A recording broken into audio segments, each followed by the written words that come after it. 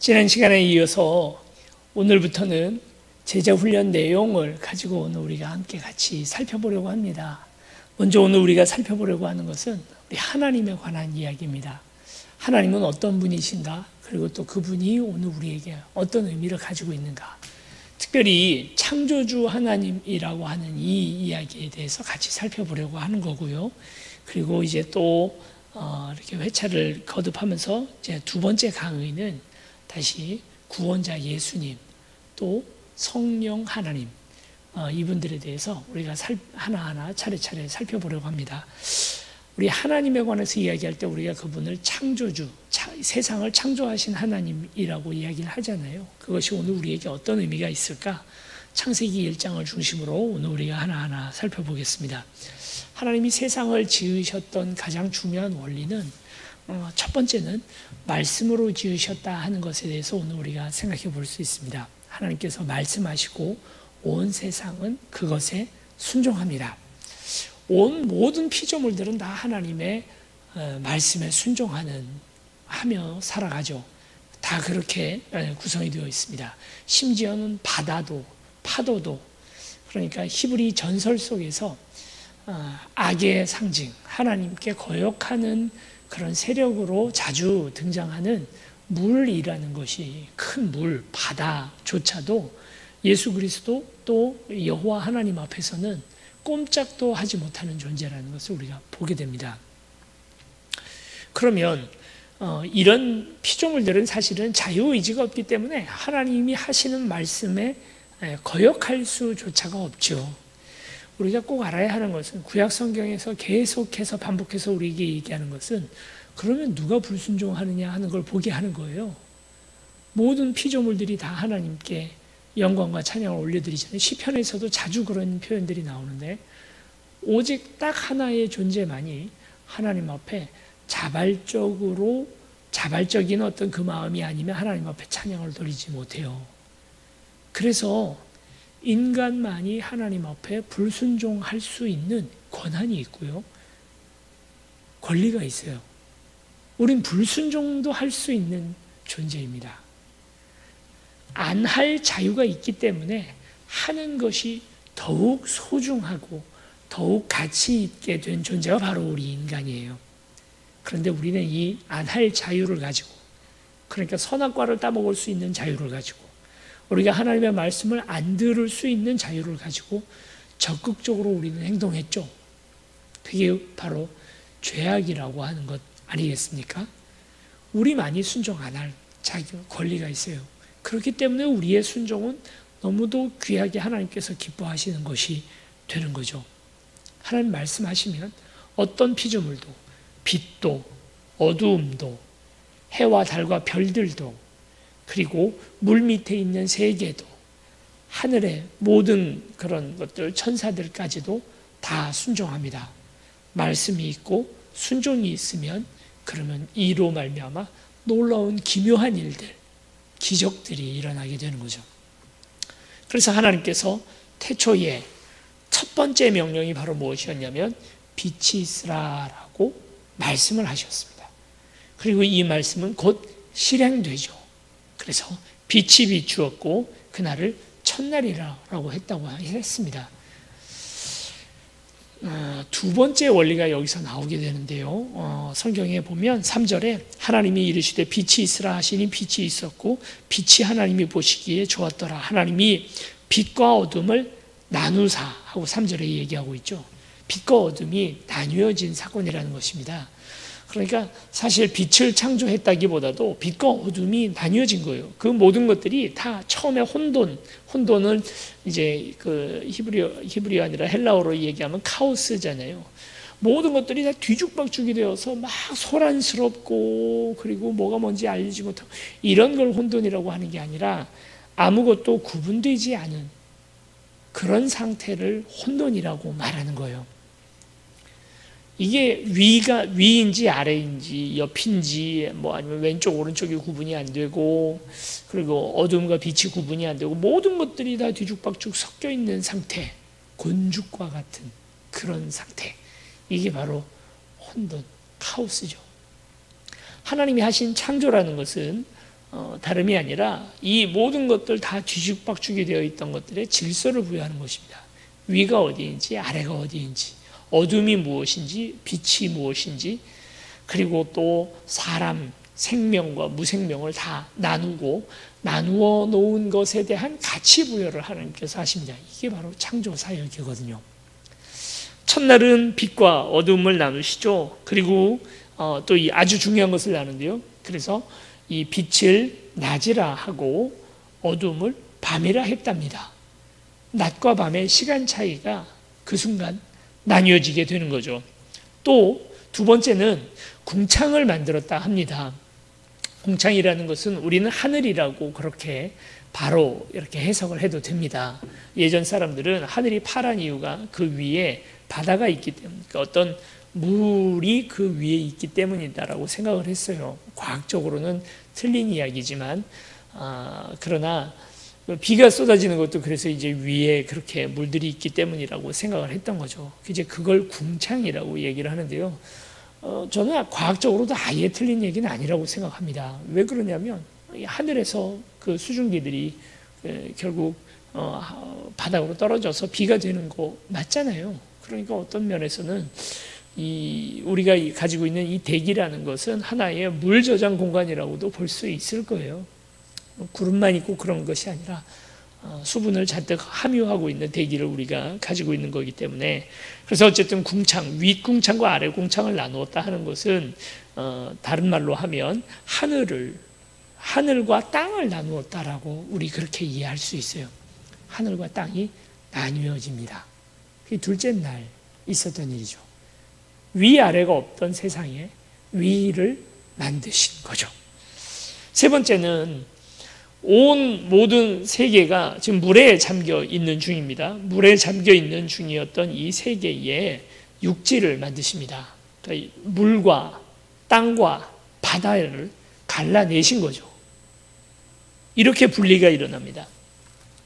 넷째 날은 해와 달과 별들을 만드셔서 시한과 연한, 그러니까 계절, 이런 것들을 다 나누었다는 것입니다. 12달이 이때 잘려지는 것이고요. 그리고 하루가 24시간으로 규정되는 것이 바로 이때가 되는 거겠죠. 그리고 다섯째 날 생명과 무생명이 나뉘어집니다. 돌과 또 모래 이와 같은 무생명들, 그러나 또 물고기 또 새와 같은 생명체들이 다섯째 날 나뉘어집니다. 마지막으로 이제 여섯째 날 육지의 짐승들, 그러니까 육지에 사는 짐승들이 그때 여섯째 날 만들어지고, 그리고 맨 마지막에 사람이 나뉘어집니다. 사람이 나뉘어지는 것으로 끝나는 것이 아니라 남자와 여자로 나뉘었다. 이렇게 얘기를 하고요. 그럼 여섯 날로 끝나느냐? 그렇지 않죠. 맨 마지막에 나뉘어진 것이 무엇입니까? 마지막에 분리되어진 것이 6일의 월화수목금토. 우린 그렇게 자꾸 생각을 하지만 사실은 일월화수목금까지가 이제 평일이죠. 유대인들은 그래요. 우리는 지금 안식일을 주일로 알고 그렇게 지금 섬기고 있습니다만, 원래 유대 달력 안에서는 일요일서부터 금요일까지가 평일이 되고요. 안식일이 토요일입니다. 제7 안식교라고 말하는 그 종교가 있잖아요. 그분들은 이제 더욱더 구약 성경에 우리가 더 집중을 해가지고 원래대로 우리가 일요일이 아닌 토요일 날을 안식일로 지켜야 된다 하고 주장하는 분들이죠. 그 말고도 더 많은 주장들이 있습니다만 그게 아주 특징된 주장인데, 우리가 주일을 안식일로 지키는 이유는 뭔지 혹시 아십니까? 우리가 이단이거나 아니면 그 사람들은 그렇게 주장해요. 아니면 태양신을 섬기는 가짜 종교이기 때문이다. 이렇게 얘기하는데 그건 전혀 그렇지 않고요. 우리가 일요일을 안식일로 지키는 이유는 예수 그리스도께서 그날 부활하셨기 때문입니다. 세상의 완성이 7일로 끝난 게 아니라 예수 그리스도의 부활과 함께 새 세상이 만들어지면서 보라 새로운 피조물이로다 하셨던 그 말씀처럼, 이제는 우리가 옛 구약의 굴레에서부터 벗어나 예수 그리스도의 부활의 하나님 나라에 들어갔다라는 의미에서 제8요일을 쉬는 겁니다. 우리는 그런 거예요. 첫날을 쉬는 게 아니라. 그래서 우리 주일은 첫날이자 마지막 날, 제1일이자 제8일이라고 우리는 그렇게 고백을 하면서 주일을 쉬는 거예요. 제7안식교가 주장하고 또 유대교가 주장하는 토요일이죠. 그러나 이슬람은 또 금요일을 쉽니다. 하여튼 그런 이제 종교적 차이들이 다 있습니다. 그래서 그런 의미에서 마지막 날을 구분해낸 겁니다. 안식일은 다른 날과 다른 날이에요. 6날과 그리고 마지막 토요일에 해당되는 안식일이 다른 날이다. 거룩하게 분리되었다. 그런 의미죠. 이 분리라는 원리는 앞으로도 우리가 계속해서 좀 자주 살펴봐야 되는 문제인데요. 이런 식으로 분리되어지는 것, 히브리어로 거룩이라는 말이 카도시라고 적습니다. 이 카도시라는 말은 히브리어 칼이라는 그런 단어에서부터 왔는데요. 이 칼이라는 말이 잘라낸다라는 말이에요. 거룩하다는 것은 분리되었다는 얘기예요. 다르다, 잘라내어졌다. 이건 다른 것과는 다른 것이다라고 하는 의미를 가지고 있는 것이 바로 거룩이죠. 어떤 의미에서 바리새파, 우리 예수님도 별로 좋아하지 않으셨고 했잖아요. 근데 이 바리새라는 말 안에도 이 분리되었다라는 그 말 뜻이 함께 들어가 있습니다. 그 바리새라는 말이 그런 뜻을 가지고 있어요. 분리되었다, 다르다. 그러면 이 생각을 한번 해봐야죠. 하나님께서 이렇게 모든 것들이 다 뒤섞여 있는 것들에 질서를 부여하시고 그것을 나누시고 거룩과 속을, 성과 속을 나누시고 하는 식으로 해서 세상을 창조하셨는데, 그렇다면 사탄이 하고 싶어 하는 것, 악이 하고 있는 것은 바로 뭘까요? 이걸 다시 뒤섞기를 바라겠죠. 위가 어디인지 아래가 어디인지 모르고요. 남자와 여자가 누가 남자인지 누가 여자인지 모르게 뒤섞어버리고요. 낮과 밤을 뒤섞어버려요. 낮인지 밤인지. 낮이 대낮같이, 밤이 대낮같이 밝고, 그리고 밤에, 낮에 행해야 할 사람들이 밤에 돌아다니고, 그리고 낮에는 잠을 자고, 낮과 밤이 뒤집어져 버리는 세상. 남녀가 뒤집혀 버리는 세상. 무생명과 생명이 분명히 그 가치가 다르잖아요. 그런데 생명을 희생해서 무생명을 얻으려고 하는, 돈을 위해서 사람 생명 우습게 생각하는 사람들, 이게 다 반창조의 악입니다. 어마어마한 악이죠. 여러분, 그래서 이게 하나님께서 세상을 나누어 놓으시는 것에 대하여 시간과 연차를 나누시고 위와 아래를 나누시고 남자와 여자를 분리하시고 짐승과 그리고 사람을 다르게 보시는 이것이 오늘 우리 인류에게 가장 기본되는 윤리, 가장 중요한 부분이라는 것을 우리 잊지 말아야 합니다. 어느 집에서는 개가 먹는 밥값에 그 밥값이 없어서 한쪽에서는 사람이 죽어가고 있다면 이건 하나님께서 기뻐하실 일이냐는 거죠. 하나님께서 이렇게 다 모든 것들을 가치와 또 그 용도를 가지고 다 만들어 놓으셨는데 우리는 이걸 다시 사탄의 꼬임에 의해서 이걸 다시 뒤섞어 버리는 일들을 우리가 할 수 있다는 거죠. 여러분, 이제 마지막으로 하나님께서 그러면 창조하신 게 뭘까? 지금도 창조하고 계시다. 하나님의 창조 사역은 7일 만에 끝나지 않았고 여전히 지금도 진행되고 계시다. 우리는 그렇게 믿습니다. 여전히 하나님은 성과 속을 나누고 계시고 오늘 우리 안에 새로운 마음들을 새롭게 또 창조하시는 분이 우리 하나님이시죠. 그분의 마지막 작품, 마지막 작품이라기보다도 그분이 지금 창조하고 계시는 가장 중요한 것은 교회입니다. 교회. 이 교회라는 말도 우리가 에클레시아라고 얘기를 하죠. 에클레시아라는 말은 원래 로마 사람들 정치 형태 가운데에서 민회라는 게 있잖아요. 민회가 있어서 이 민회를 통해서 귀족들과 대립하는 그런 어떤 민중들의 대표들을 뽑는 것입니다. 이게 이제 민회인데요. 민회를 에클레시아라고 불렀어요. 근데 그 말을 그대로 차용해 와서 우리가 교회라고 부르는 것입니다. 그러니까 100명이 있다면 100명이 대의 민주주의에 의해서 우리의 대표 한 사람을 뽑아서 그 뽑혀간 사람들이 모인 공동체를, 그걸 에클레시아라고 했거든요. 교회라는 게 바로 뭐냐면 우리 모든 인간들 중에서 복음을 이해하고, 그래서 그 사람들 속에 우리 모든 인류를 얘기하는 거죠. 그들의 대표격으로 모인 사람들이 교회라는 말이에요. 그 의미가 그대로 들어와 있는 것입니다. 우리는 나만 구원받았고 너희들은 다 구원 못 받은 그런 이제 지옥의 장작들이고 나만 구원받았어 하는 그 의미를 가지고 있는 게 아니라, 그래서 나는 어떤 선민 사상처럼 옛날 유대인들의 그 못된 사상이거든요. 그 선민 사상이라는 게 하나님께서도 너무 싫어하시고 예수님도 그거 아니라고 몇 번 얘기를 해도 유대인들은 그걸 이해를 못해요. 그 선민 사상 때문에 그들이 또 그렇게 유럽이나 이런 데서 다 미움을 받았던 거 아닙니까? 지금도 그러고 있는 거고요. 팔레스타인 사태나 이런 것들이 다 그것 때문에 일어나는 것 아닙니까? 우리도 근데 그 비슷한 선민 사상으로 자꾸 가려고 그래요. 하나님 우리를 선택해 주셨다. 이거 은혜에 대한 감사로 그 얘기를 하는 거지, 이게 그렇다고 해서 선택받지 못한 사람들을 우리가 그냥 막 무시하고 밑으로 봐도 된다는 그 뜻이 아닙니다. 우리는 그게 아니고 도리어 그 믿지 않는 사람들에게 빚진 자예요. 대표로 그들 앞에 서는 거라고요.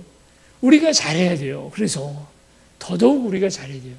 물론 우리가 누리게 되는 여러 가지 특권들도 있습니다만 그 특권들을 잠시 내려놓고 이게 사명이라는 사실을 우리가 좀 생각해 봐야 됩니다. 우리는 그들을 대신하여 하나님 앞에 서는 사람들입니다. 거룩한 제사장, 왕 같은 제사장들입니다. 이건 우리에게 하나님께서 주시는 특권이기 이전에 아주 감당하기 어려운 사명이라는 거예요.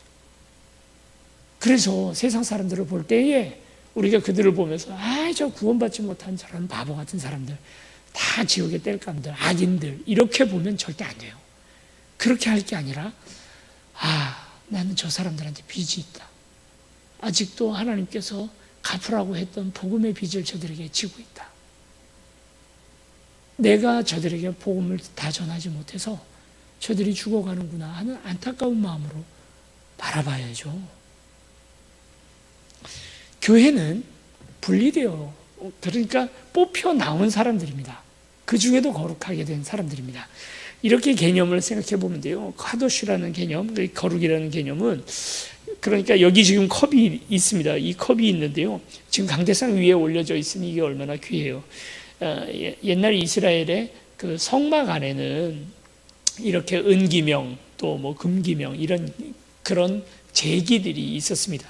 그런데 똑같은 화로에서 구워져서 나온 그런 그릇이었을 것 아닙니까? 근데 어떤 그릇은 그 토기장이의 뜻에 의해서 그냥 천이 쓰는 그릇, 그러니까 그냥 일반 가정집에 가서 거기에서 그냥 식탁 위에 올라가 있는 그릇이 되고요. 또 어떤 그릇은 제사장들이 사용하는, 그래서 하나님 앞에 여러 가지 거룩한 예물들을 바치는 그런 그릇이 되었단 말이에요. 왜요? 이게 더 잘 정교하게 만들어졌기 때문에, 좋은 흙으로 빚어서 구웠기 때문인가요? 아니에요. 그저 선택받은 거예요. 내가 잘해서가 아니라 선택받은 것입니다. 딱 오늘 우리의 이야기잖아요. 우리가 그런 거죠. 내가 잘해서가 아니라 하나님께서 선택해 주셔서 우리는 그릇이 되었습니다. 거룩하게 뽑혀 오늘 이 자리에 있게 된 것입니다. 그게 이제 교회라는 말이죠. 거룩이라는 개념이 그래요. 기름이 부어지면, 어떤 기명이든지 어떤 제기든지 그 위에 기름이 부어지면 그때부터 그것은 이제 하나님 거가 되는 겁니다. 기름 부어짐. 그러니까 메시아, 그런 사람도 마찬가지예요. 기름이 닿으면 물건도 기름 부어지는 순간, 거룩한 성유가 부어지는 순간 거룩한 물건이 되는 것처럼 사람에게도 기름이 부어지는 순간 이제 그때부터는 그 사람에게 무슨 능력이, 아니면 뭔가 멀리 볼 수 있는 어떤 해안이 생긴다든지 없던 능력이 막 생긴다는 그런 의미에서가 아니라 그런 의미에서 기름을 붓는 게 아니고, 기름 부어진다는 것은 이제 그 사람의 소유권이 하나님에게로 넘어갔다는 그 뜻을 가지고 있어요. 그래서 제사장과 선지자와 그리고 왕이 기름 부어지죠. 기름 부어지는 순간 이제 그 사람 인생 전체가 하나님에게 배속이 돼 버리는 것입니다. 자, 그런 의미에서 분리해요. 사람과 달라요. 다른 사람들과 달라져요. 기름 부어지면 분리가 되어지는 거고, 이건 이제 앞으로 계속해서 우리가 거룩에 대해서 생각해 볼 때마다 늘 그 생각을 해봐야 됩니다. 우리가 잘못 생각하면 거룩한 예배라는 것이 조용조용한 예배라고 우리는 생각해요. 근데 이게 다 유교 문화권이 우리에게 주는 큰 착각입니다. 조용해야 거룩하다라고 생각을 하는데요. 이스라엘의 예배의 그 모습들, 그리고 이제 구약 성경에 나와 있는 예배의 모습들 보면 난장판도 이런 난장판이 없어요. 시끄럽습니다. 많은 사람들이 기도하느라 웅성웅성하고 소고와 또 비파와 이런 악기들이, 그리고 이곳저곳에서 소들이 죽어가면서 부르짖는 비명소리도 있었을 것이고 얼마나 시끄러웠겠어요. 근데 그게 거룩한 거거든요. 왜요? 그 시간만, 그 예배의 시간만큼은 하나님 앞에 내가 따로 떼어놓은 분리된 시간이기 때문이에요. 그래서 거룩한 거지, 조용하고 묵상적이고 이걸 거룩하다라고 말하는 게 아닙니다. 피아노로 연주를 하면 거룩해지고 신디나 전자악기를 사용하면 불경하다? 이거 좀 말이 안 되잖아요. 그런 것과 거룩의 개념이 다르다. 그런 것을 오늘 우리가 좀 생각해 봤으면 좋겠습니다. 하나님이 세상을 만드신 가장 중요한 원리는 분리였다. 사탄은 이걸 다시 뒤섞으려고 한다. 교회에 들어와 있는 사탄이 가장 우리에게서 반창조의 역할을 심하게 하려고 하는 게 뭐겠습니까? 교회가 세상과 구분이 안 되도록 만드는 거예요. 교회 내에 와서 교회 내에서 대화를 하고 교제를 하는데 그 안에 그냥 세상 카페나 술집에서 할 수 있는 그런 이야기들을 거름 없이 하는 거예요. 부동산 얘기하고 또 뭐 재투자 얘기하고 재테크 얘기하고 또 뭐 누구 욕하고 흉보는 얘기하고 이 안에서 정치가 이루어지고 세상의 방법 그대로 세상을 살아가는 그 공식대로 이 교회 안에서도 그렇게 서로 줄 서고 밀어주고 이러고 있다는 거죠. 예수님께서 가장 화내신 게 뭡니까? 성전 내에서 사람들이 시장통에서 하는 일, 예수님 시장에 가서 거기에서 돈 바꾸고 또 뭐 팔고 하는 걸 한 번도 그걸 보면서 화를 내신 적이 없어요. 문제는 뭐예요? 성전 안에서 그러고 있으니까 화가 나시는 거거든요. 내 집은 만민이 기도하라고 만든 곳인데 그렇게 해서 거룩하게 구분을 했는데, 아니 그런데 그곳에서 장사라니. 교회가 장사하고요, 교회가 교회가 정치하고요. 이게 얼마나 반창조의 역사, 하나님이 만들어 놓으시고 하나님께서 거룩하게 구분해 놓으신 걸 다시 다 뒤집어 섞어가지고 카오스로 만들어버리는 얼마나 악한 행동입니까? 교회가 세상 방법 자꾸 따라가면 안 돼요. 처음 1400년대 이 종교개혁이 이루어졌을 때 생각해 보세요. 그때는 온 세상 어디에도 없는 아주 독특한 그 정치체제, 그러니까 대의민주주의로서 장로제도를 우리 칼뱅이 만들어가지고 교회가 세상의 모든 체제를 다 앞서가는, 세상 어디에도 그런 게 없었어요. 그 교회만은 그렇게 돌아갔다는 거죠. 천주교나 이런 데서는 여전히 교황이 자기의 권위로 막 성도들을 찍어 누르던 그 시절에 오직 개혁교회만큼은 그렇게 하지 않고 대의민주주의에 의해서 교회를 운영을 해나갔던 거예요. 그런데 지금 이제 그로부터도 한 5세기, 6세기가 지난 지금 어떻습니까? 지금은 교회 내의 체제나 시스템 이런 것들이 가장 뒤처져 있지 않은가, 도리어 뒤처져 있을 뿐만 아니라 세상을 빠르게 닮아가고 있어요. 세상도 안 하는 짓을 교회가 하고 있어요.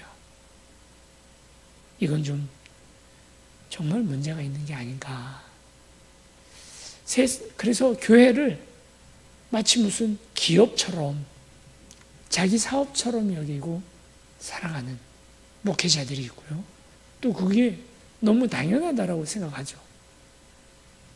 교회 경영을 세상 경영하듯이, 기업체 경영하듯이 경영해 나가는 마인드. 그게 또 뭔가 아주 새롭고 좋은 것이라고 생각하는 그런 사조들. 심각한 문제가 있습니다. 교회는 거룩합니다. 세상과 달라야 합니다. 어떤 면에서 달라야 될까요? 우리가 한번 좀 잘 생각해 봤으면 좋겠습니다. 그리고 이제 창조의 가장 중요한 것은 하나님께서 처음 세상을 지으실 때 말씀으로 지으셨죠. 예수 그리스도께서 나중에 이제 신약 성경에 분명히 밝혀집니다. 말씀으로 세상을 지으셨다라고 할 때 이 말씀이 곧 바로 예수 그리스도시라는 거예요. 우리가 말씀의 삼중성에 대해서 얘기하지 않습니까? 말씀의 삼중성. 첫째, 말씀이라는 것은 성경을 의미합니다. 성경이 곧 말씀이죠. 두 번째, 설교, 선포되는 말씀, 설교를 우리가 말씀이라고 이야기를 합니다. 그리고 세 번째 말씀은 예수 그리스도께서 말씀이시죠. 말씀이 육신을 입고 이 땅에 온 것, 이걸 우리가 성육신이라고 말하지 않습니까? 그런 의미에서 하나님께서 말씀으로 세상을 지으셨다라는 이 고백에는 예수 그리스도께서 창조에 적극적으로 개입하셨다는 사실을 우리에게 말해줍니다. 창조주 하나님 여호와 하나님께서 세상을 지으신 게 맞죠? 그렇죠? 그게 맞죠? 그러나 여호와 하나님 혼자 하지 않으셨다는 거예요. 예수님이 있으셨다는 겁니다. 그러면 우리 삼위일체 하나님에 대해서 믿잖아요? 예수님만 있었나요? 성령님 없었나요? 아니죠. 성령님도 있죠. 우리 2절 말씀에 보면 땅이 혼돈하고 공허하며 흑암이 깊음 위에 있고 하나님의 영은 수면 위에 운행하시니라 하고 그렇게 말하고 있습니다. 그렇습니다. 이 세상을 지으실 때 삼위일체 하나님이 다 각기 자신의 역할들을 가지고 참여하셨습니다. 우리 이 창조 사역이 구약 성경에서 얘기하는 하나님의 가장 중요한 사건이었다면, 사역이었다면 신약 성경에서 이야기하는 가장 중요한 하나님의 제2의 창조라고까지 불리어지는 가장 중요한 사건은 무엇입니까? 십자가 사건이죠. 이 십자가에서는 예수 그리스도 한 분만 계시나요? 그렇지 않죠. 예수님은 십자가에 매달리고 계시고 하나님은 그 모든 것들을 다 주관하고 계실 뿐만 아니라 지켜보고 계십니다. 몰트만이라는 신학자는 우리 하나님은 어디 계셨나? 십자가 위에 예수 그리스도 못 박혀 돌아가시고 계실 때 우리 하나님은 어디 계셨나? 함께 십자가에 못 박혔다. 이렇게 고백을 하죠. 우리 하나님의 자리가 십자가에 있습니다. 성령님도 함께 또 참여하고 계시죠. 그래서 이 삼위일체 하나님이 각기 자신의 역할들이 있음에도 불구하고 그 역할을 떠나서 모든 사역에 함께 동역해서 이 일들을 이뤄내 간다는 것입니다. 창조도 삼위의 하나님이 함께 하시고 구원도 삼위의 하나님이 함께 하시고 교회에 지금 이루어지고 있는 모든 역사도 어느 한 분이 하시는 게 아니라 주도적으로 해나가는 게 아니라 그 한 분과 함께 모든 그 세 분의 하나님이 함께 이루어지고 있다는 사실을 오늘 우리가 보게 됩니다. 이건 이렇게만 끝나는 게 아니고요. 여기에 항상 동역자를 함께 하시죠. 바로 우리 인간이에요. 천사들도 이 모든 일들을 돕지만 하나님께서 우리 인간을 동역자로 부르셨다는 사실입니다. 오늘 이제 우리가 본 창세기 1장 그 뒷부분에 보면 하나님이 이르시되 26절입니다. 하나님이 이르시되 우리의 형상을 따라 우리의 모양대로 우리가 사람을 만들고 그들로 바다의 물고기와 하늘의 새와 가축과 온 땅과 땅에 기는 모든 것을 다스리게 하자 하시고 그냥 하나님 다스리시면 돼요. 왜 우리 인간이 필요한가요? 우리가 하나님 대신 뭘 할 필요가 뭐 있어요? 우린 그런 능력도 없고 그럴 만한 도덕성이나 이렇게 뭔가 갖춰진 그런 인격도 없고 그런데 왜 하나님께서 우리 인간을 동역을 하게 하실까? 2000년 전 교회를 세우시고 교회에다가 그 복음을 온 세상에 전하는 위대한 사명을 우리에게 주셨잖아요. 그거 왜 교회에다가 줘요? 그냥 하나님께서 다 해버리시면 되지. 그런데 꼭 하나님은 그 사명을 혼자 하지 않으시고 사람을 끼워 넣더라는 거죠. 하나님의 나라를 건설하려고 했던 구약시대에 시도가 있었잖아요. 이스라엘이 결국 그걸 하나님께서 실패라고까지 얘기하시죠. 예레미야서에 보면 실패했다. 하나님께서 후회까지 하십니다. 이스라엘을 선택하셔서 어떻게 보면 거지 나라죠. 거지 나라. 뭐 국토가 없고 그냥 종살이 하던 백성들. 합비루라고 얘기하는데요. 그냥 노숙자 같은 민족, 이스라엘 사람들. 그러니까 그 시절에 가장 아무것도 아니고 바보 같은 무지렁이 백성들, 이스라엘 사람들을 하나님의 그 독특한 취향이긴 합니다. 꼭 가난한 자들을 들여다가 부한 자들을 부끄럽게 하시는 하나님이죠. 그래서 그 이스라엘 사람들을 뽑아다가 하나님의 나라, 거룩한 하나님의 나라를 만들려고 하는 원대한 계획, 야심찬 계획을 실행하셨단 말입니다. 그래서 모세가 광야를 다 돌아서 이스라엘 백성들을 가나안 땅에 놓고 그 가나안 땅에서 무던히 훈련을 시켜가면서 이스라엘을 건설을 했는데 실패했어요. 뭐 하나님께서 실패할 줄 모르고 그런 일을 하셨나? 그런 건 아니죠. 분명히 아니지만 했는데 그게 되지 않았어요. 예수 그리스도께서 다시 오셔서 이제 하나님의 나라를 민족의 범위 안에 두지 않으시고 온 세계에 그 믿는 모든 이들에게 하나님의 나라를 건설하려고 하는 두 번째 시도가 지금 이루어지고 있는 것이고, 이 두 번째 시도도 만만치 않습니다. 지금 정말 그 한 세대 안에 복음이 땅끝까지 전파되기를 원했는데 2000년 지났는데 아직도 복음이 땅끝은 고사하고 여전히 오늘 우리 안에 머물러 있는 거예요. 그게 지금 우리의 모습 아닙니까? 얼마나 부족해요, 교회가. 우리 다 알잖아요. 교회가 얼마나 교회가 거룩하지 못하고 교회가 얼마나 세상 많이 따라가고 교회 안에도 세상의 문제 똑같은 것들, 뭐 성적인 문제, 돈의 문제, 뭐 권력과 막 자기 명예의 문제, 똑같은 것들이 다 있어서 아비규환이 되고 그 어디에서도 하나님은 없고 복음은 없고 교회의 문제들 생각할 때마다 심각합니다. 정말. 그런데 놀라운 사실은요, 그럼에도 불구하고 교회가 뻔히 그럴 줄 알면서도 하나님께서는 교회를 붙들고 계시다는 거예요. 그래도 교회랑 뭘 해보려고 하신다는 거예요. 아니, 우리랑 동역 안 하면 얼마나 편해요. 하나님께서 다 알아서 하시면 얼마나 좋아요. 근데 그렇게 안 하셔요. 왜 꼭 우리 인간을 거기에다 끼워 넣어서 우리와 함께 하려고 하시는가? 여러분, 이게 은혜로 느껴지지 않으십니까? 이게 얼마나 큰 은혜인지. 그분이 우리를 종으로 보시는 게 아니라 하나님이 우리의 동역자로 보신다는 사실이에요. 이스라엘 백성들을 계약 백성이라고 부르잖아요. 어떤 분들은 굉장히 기분 나빠 생각해요. 하나님과 우리가 계약을 했다? 우리가 거래를 했다? 기분 나쁘다. 이제 이렇게 생각을 하지만 그게 전혀 아닙니다. 우리가 명령을 받는 명령 수행의 백성으로 하나님께서 우리를 세우신 게 아니고 계약은 동등자들끼리 하는 거잖아요.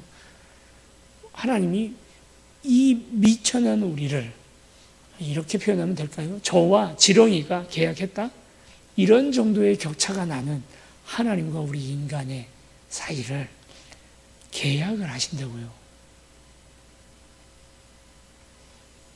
그만큼 우리를 특별한 존재로 우리를 올려서 생각하신다는 거죠.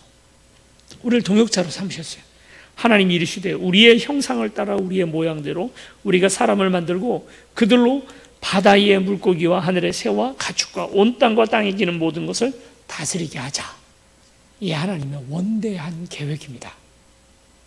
이 계획에, 이 기대에 우리가 다 부응하지 못하고 있지만 여전히 하나님은 함께하고 계시다는 거죠. 성부, 성자, 성령 하나님이 함께 세상을 만드시고 여기에 우리 인간을 초청하셔서 우리도 한 자리 주셨다. 어마어마한 이야기입니다.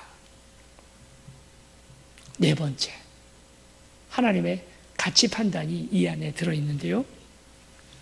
하나님 세상을 만드시고는 항상 말버릇처럼 좋았더라, 좋았더라, 좋았더라, 심히 좋았더라, 이렇게 말씀하십니다. 불완전한 세상으로 우리가 세상을 자꾸 보죠. 여러분, 오늘 우리가 분명히 걷어내야 할 세상 사상이 교회 성경을 바라보는 그런 관점 안에 들어와 있는 게 있어요. 그 중에 하나가 바로 뭐냐면 영지주의입니다. 영지주의에 대해서는 자주 한 번 시간을 내서 길게 한번 이야기를 해야 되겠지만, 영지주의의 가장 중요한 생각이 뭐냐면 이 세상, 육신, 물질, 지금 우리가 눈에 보이는 이런 것들은 다 너무 미개하고 없어져야 할 세상이에요. 이건 천한 거예요.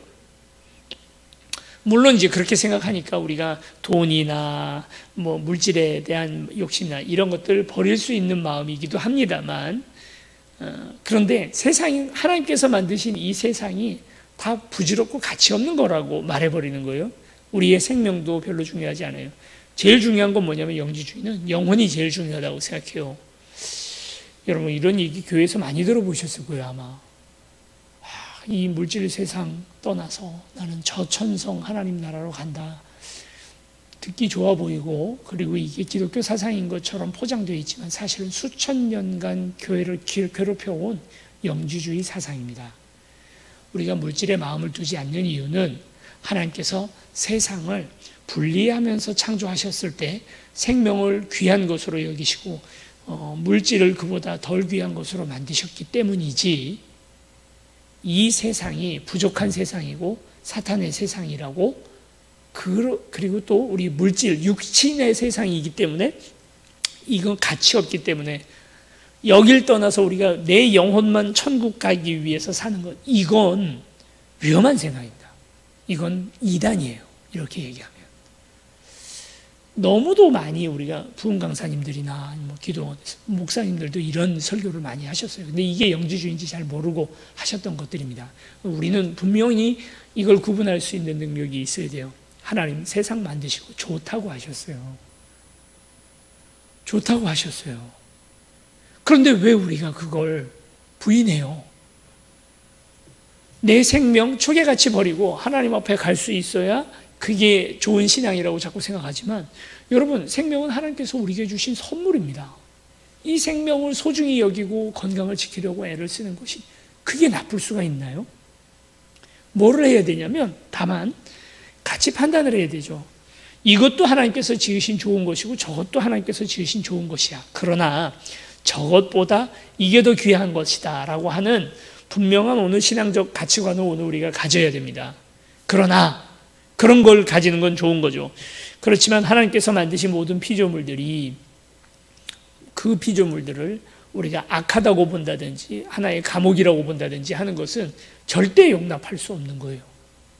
그래서 우리는 자연도 소중히 여겨야 되고요, 내 생명도 소중히 여겨야 되고요, 하나님께서 내게 주신 것들에 대해서 감사하는 마음들을 우리가 항상 가져야 됩니다.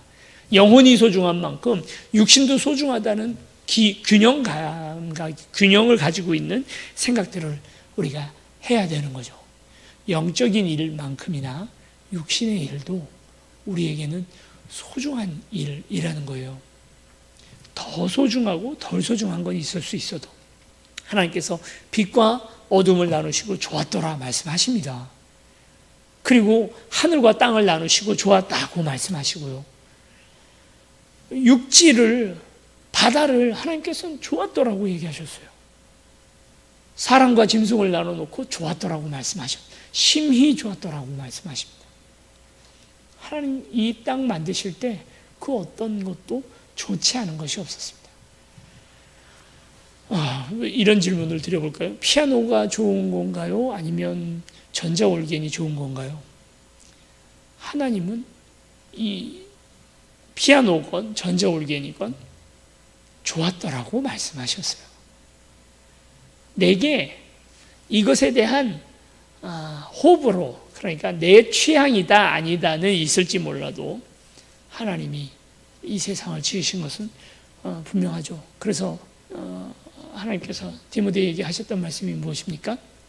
바울이 했던 이야기가 뭐라고 얘기를 합니까? 하나님이 지으신 것이 모든 것이 오늘 우리에게 유익하다. 그래서 감사함으로 받으면 버릴 것이 없다고 얘기를 했어요.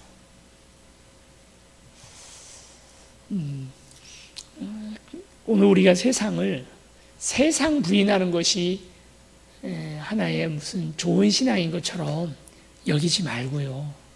도리어 세상 긍정하고 더 하나님의 뜻에 가까운 더 좋은 세상이 되기 위하여 그걸 위하여 기도하는 저와 여러분들이 되었으면 좋겠습니다. 우리 선물을 누구에게 주잖아요. 선물을 주었는데 선물 받아가지고 이 뜻은 이제 이런 뜻이에요. 선물을 받았는데 이런 걸 왜 줘요? 난 이런 거 없어도요. 난 당신이 좋아요. 난 당신만 사랑해요. 이런 거 필요 없어요. 하고 집어 던져 놓는다면 어떨까요? 물론 그 뜻은 갸륵하고 참 좋지만 선물을 주는 사람의 입장에서는 참 마음 아픈 얘기죠. 그래도 나는 저 사람 생각하면서 준 선물인데 저걸 저렇게 아무리 내가 나를 좋아한다 하더라도 그 선물은 저렇게 집어 던져 놓니? 나를 좋아하는 만큼 그 선물 좋아해 주면 안 되나? 하나님께서 우리에게 생명을 주셨어요. 우리가 이 생명을 난 하나님이 좋지 이런 거 별로 중요하지 않아요. 난 하나님이 좋아요. 그러고 생명 그냥 집어 던져 놓으면 건강 별로 지키지 않고 내게 주신 물질이나 이런 여러 가지 축복들에 대해서 마음 뗀다고 그렇게 해버리면 그걸 과연 하나님께서 좋아하실까? 주신 선물을 우리에게 주신 많은 누릴 수 있는 것들을 감사함으로 받는 것 우리에게 중요하다는 거죠. 우리가 창세기 1장에서 찾아볼 수 있는 여러 의미들을 우리가 이렇게 살펴보았습니다. 다음 시간에는 창세기 1장이 수천 년간 어쩌면 이제 특히나 이 최근에 와서 여러 가지 논란이 되고 있는 이야기들이 있죠. 이걸 우리가 어떻게 봐야 할까? 진화론의 문제라든지 아니면 또 6일 창조 이걸 우리가 받아들여야 하는가? 받아들이지 말아야 되는가? 과학과 신앙은 어떤 균형을 맞춰가면서 우리가 살아야 할까? 그리고 하나님께서 과연 이 세상을 무에서부터 창조했다라고 얘기를 하는데 성경에 그런 얘기가 나오나? 그리고 창세기 1장에서 나오는 이야기들이 정말 무에서부터 창조된 것인가? 빅뱅 이론이 맞나? 아니면 창조론이 맞나? 그리고 악이라는 것은 무엇일까? 세상을 만드실 때 하나님께서 과연 악도 같이 만들었단 말인가? 여러 가지 복잡한 이야기들이 있습니다. 몰라. 난 덮어놓고 하나님 믿을 거야. 해도 괜찮겠지만 그러나 우리가 많은 세상 사람들을 같이 만나고 그들에게 하나님의 말씀이 불변 진리라는 사실, 절대 불변의 진리라는 사실을 말하려면 이에 대해서 우리가 딱 부러지는 논리가 있어야 합니다. 그들의 입장도 들어보고 그것에 반박할 수 있는 힘도 우리가 길러야 되지 않겠나. 그런 의미에서 우리가 여러 가지 이런 그런 논쟁적인 부분들에 대해서 다시 한번 좀 하나하나 살펴보겠습니다. 우리 같이 기도하겠습니다. 제가 기도하고 마무리할게요. 사랑과 은혜 많으신 아버지 하나님, 하나님께서 세상을 창조하셨음을 믿습니다. 그럴 때 성스러운 것과 속된 것들을 나누시고 그렇게 나누면서 이 세상을 아름답게 창조하시고 좋았더라 말씀하셨습니다. 이 좋았던 세상을 우리가 좋지 않은 것으로 여기지도 또 좋지 않은 것으로 만들지도 또 나뉘어 놓은 것을 뒤섞어서 위도 아래도 남자도 여자도 낮도 밤도 모르도록 혼탁하게 만들어 놓은 것이 바로 에덴 동산에서 있었던 아담과 하와의 첫 번째 죄악이고 오늘 우리가 하고 있는 죄악들입니다. 하나님, 우리를 용서하여 주셔서 다시 주께서 함께 모든 사역들을 해 주셨던 것처럼 오늘 우리도 하나님과 함께 이 세상 살아감에 부족함 없을 수 있도록 도와주시고 거룩하게 주 앞에 서는 자들 될 수 있도록 우리를 붙들어 주시옵소서. 감사드리며 우리를 사랑하시는 예수 그리스도 이름으로 기도드립니다. 아멘.